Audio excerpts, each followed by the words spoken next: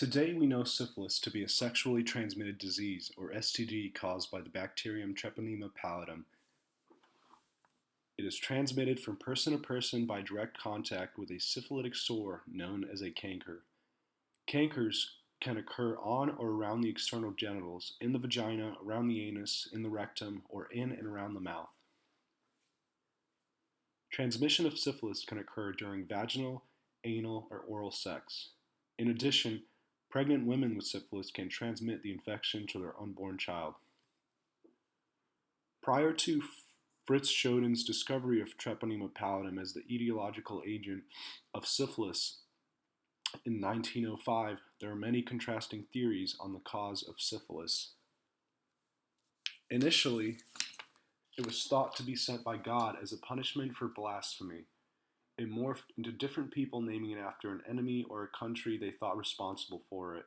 The French called it the Neapolitan disease, the disease of Naples, or the Spanish disease, and later on, Grand Virole or Gross Virole, the Great Pox.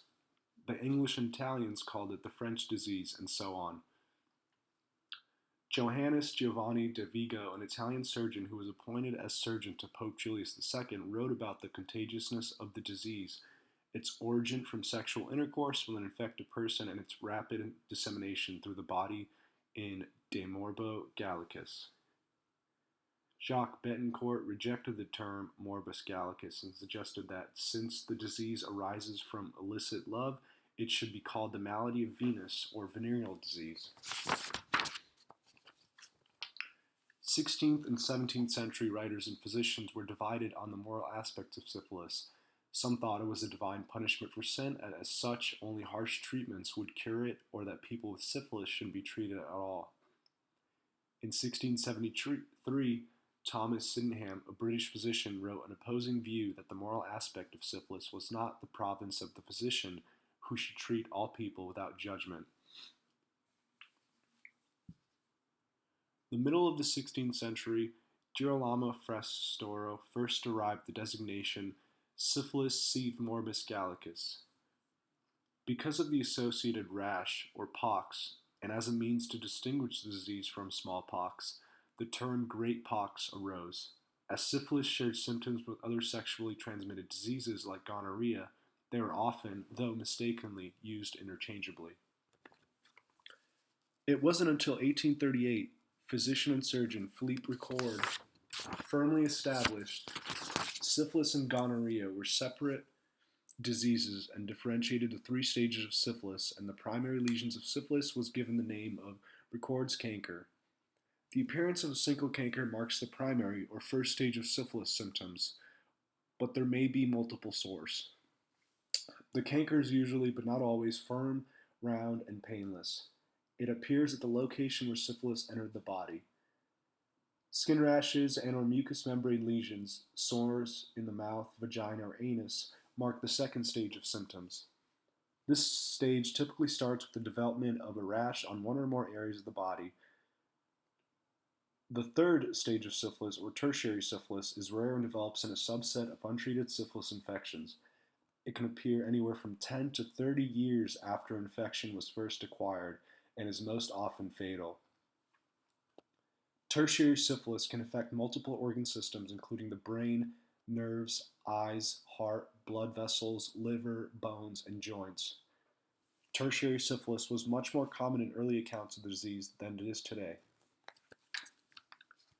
Critics of recent paleopathological studies have pointed out the difficulties in distinguishing syphilis from other diseases that had similar symptoms and left similar bone scars such as leprosy, osteomyelitis, hypertrophic osteoarthropathy, earning syphilis the nickname the Great Pretender because its symptoms can resemble those of many other diseases. In